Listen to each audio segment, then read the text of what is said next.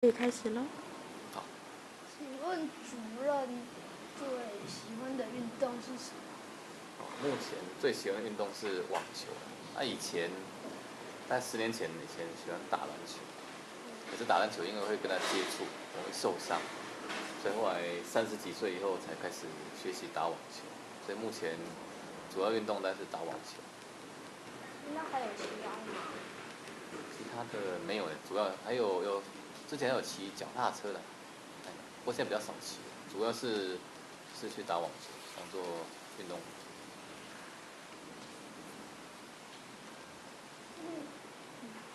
张主任喜欢的是打网球。这样？张主任喜欢的是网球。对，对。专长是打网球。什么东西？专长是打网球。你不能说专长啊，就是兴趣的。因为项目就像刚才你问我说还有什么其他运动项目嘛？只是其他项目都比较少去接触，那可能也没有球伴。因为网球打久了，你就会找到一些朋友志同道合，就一起打球啊。打完球还可以聊聊天啊，一起吃饭啊，这样子啊。所以也是一种运动，再加上就是说跟人家互动往来。人际关系的建立，你就会交到很多不同的朋友啊。那经验，分享一下经验。说打球的一些经验啊。因为网球比较不好入门，所以我记得我那时候刚学习网球的时候，也没办法说一开始就跟他去对打，因为你自己的球技不好。那时候遇到一个也是球友，他就陪我练球，他练了，我记得练了快半年吧。他帮我练球技，就叫我怎么打长球啊，打短球啊，然后这样，他练了快半年以后才去上场，慢慢跟他对打。这是我印象深刻，所以要谢谢那位球友，他能够怎么说带领我入门。任何一项休闲活动都要有人带你入门，然后你到球场以后就可以认识更多朋友，然后慢慢累积经验。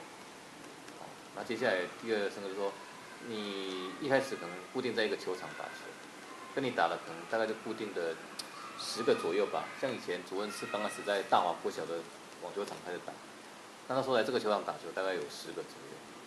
打了一阵子啊，我几乎没有到外面去，因为第一个也没时间。第二就是说在这里打球到认识打完球也是聊聊天也很好玩，所以不会想到别的球场去打球。后来呢，打球又陆续遇到不同的人。不同的人，有的人想法不一定跟我一样嘛。他可能想说，他比较想要到不同球场认识不同的朋友。那有时候在不同的球友的邀约啊，或者鼓励下我们到哪个去打球，好玩嘛。那这样慢慢的就会到不同的球场打球。所以我觉得第二个比较有趣说，接下来接触不同的球场打球以后，又看到不同的人，然后你要看不同人的打球方式，然后来自不同行业的人，就打球的大家切磋的技巧不一样，然后聊的话题也就不一样，所以接触球场多了，你会觉得更好玩。那更好玩之下，你就会想要更花多一点时间在这项休闲娱乐上面。它算是休闲娱乐，也是运动的项目。那再第三个就是说，在球场遇到的人有时候不是只有球技上的启发，可能还有一些我们做人做事啊，还有你会听到一些不同行业他们在讲他们的工作的部分，那就边工作边娱乐。对，这边打球算运动好了，健身，又可以去接触到不同的行业的人，所以你会得到更多不同于你自己生活或者你自己工作上的一些经验，可以跟别人分享，也可以分享到别人给你跟你说的一些很有趣的事情。这大概是我觉得从事这项运动蛮重要的一些收获了，或者说这个过程当中很值得提出来跟你分享。那给小朋友的运动建议？运动建议这我常常跟小朋友讲，就是说你要从事个运动可能第一个就是要注意说这个运动的技巧，你可能要从书上看，或者说从比较会打球的人身上去学习，因为你要把握住技巧，以后你才可能会一直不断的打下去。因为如果一开始你没有把握技巧，好，球技一直停留在一个阶段没有，那你就觉得挫折感很大，啊，人家那么厉害，啊，我好像都没办法打赢人家，所以你要让一个运动能够持久，可能就是技巧上面要提高。那当然就是很多运动不外乎有两个要点的，就是第一个控制力道的大小，那再就是控制你施力的方向。这两个掌握好，你无论学习哪一种运动都很好。那第二个就是说，你在运动的时候一定会接触人嘛，那要注意自己的修养。为什么会这样？不要在球场跟他吵架、打架，就是对不对态度。哎，如果你每次打就是跟他争执，那我讲久以后就没有人要找你打球。好，所以要在运动场上能够打得久，不是只有球技问题的，还有你的个人的修为，要跟那个处得来，然后这样你朋友越多，人家才愿意找你打球。好，然后这样越打会越好玩。然后再来就是说，有些球类现在很多电视上都有转播，好，所以你可以看看那种正式比赛呢，人家那种职业选手是怎么打球，我觉得从里面你也可以得到一些运动的观念，然后从此变成欣赏运动赛事，又成为另外一种你的休闲活动，对不对？就说下雨天不能打球，那我们就看看转播。啊，你看完转播以后，可能下次打球就可以跟你的球友一起分享，说我们电视上看到什么画面，看到什么样的精彩的赛事，就可以跟球友在一起分享，那也很好玩，增加闲聊的话题，对不对？谢谢你接受这一次的采访。好，结束了，是不是？好。要不要再多问一些？对啊，还没想到有什么要问的。多机会很难得，他昨天是想了4个题目啦，4个题目对。啊，你要不要再问问？对啊，看你有没有临时想到的啊，都可以啊。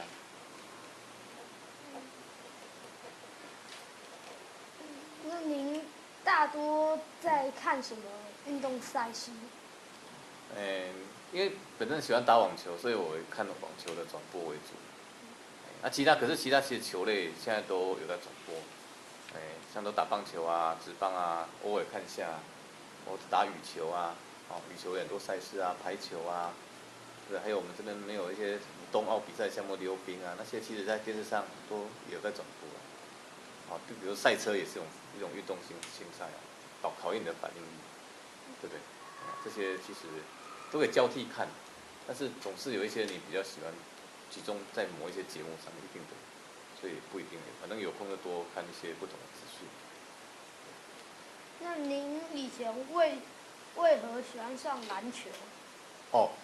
但因为篮球的场地比较好找，办也比较好找，懂吗？所以说你比如说从国中，像你们现在高年级的，然后到国中，你第一个以后会常打一定是篮球，因为篮球的球办比较好找，因为场地也比较小，所以打篮球会是青少年的第一个选择。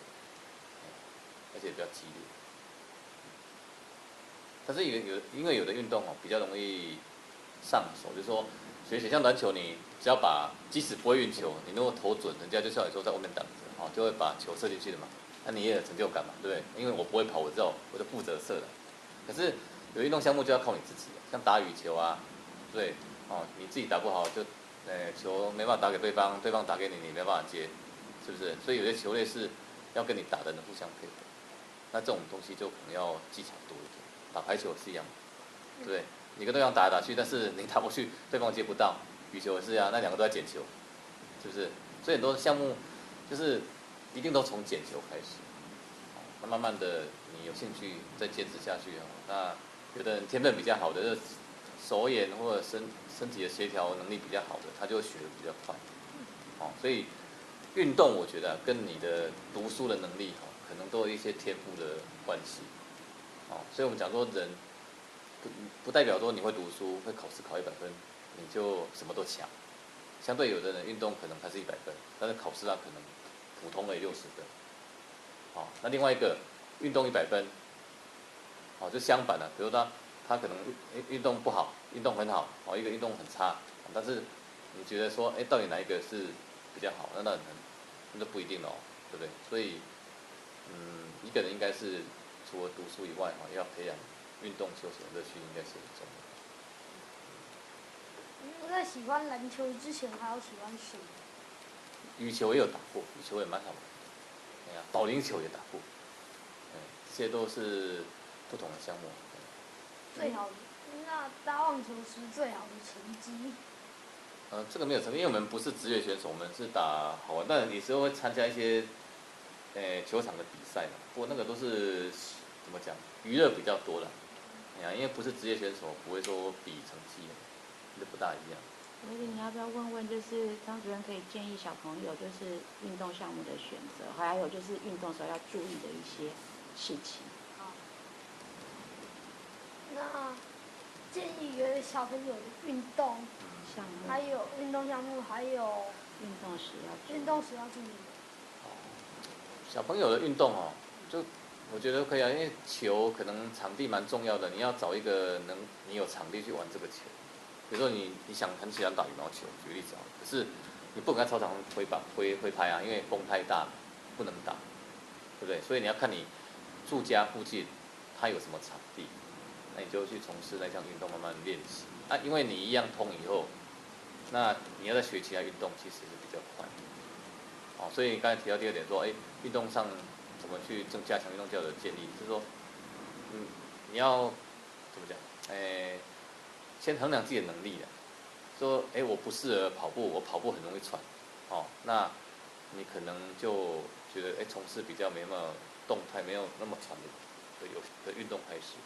那等你，体力可能比较好的时候，你搞不好学其他球类就比较快。所以有时候很简单啊，都不能打球，那没关系啊。那像有地方可以跑步，像我们学校有操场，你就可以从跑步开始啊。对，因为任何运动一定要有先天的，那种肌力，你的肌肉的力量没有，要先培养好。还有呼吸啊，会不会调节呼吸啊？对不对？这个如果你已经有技巧以后，你在学习其他运动，应该都很快上手。所以体能很重要。人家讲说，没有体能就没有球技，懂吗？哦，你脚会跑，但是跑个一圈就累了，哦，体能不够嘛，那你这样永远都没办法说跑比较多圈一点，或者跑得比较快。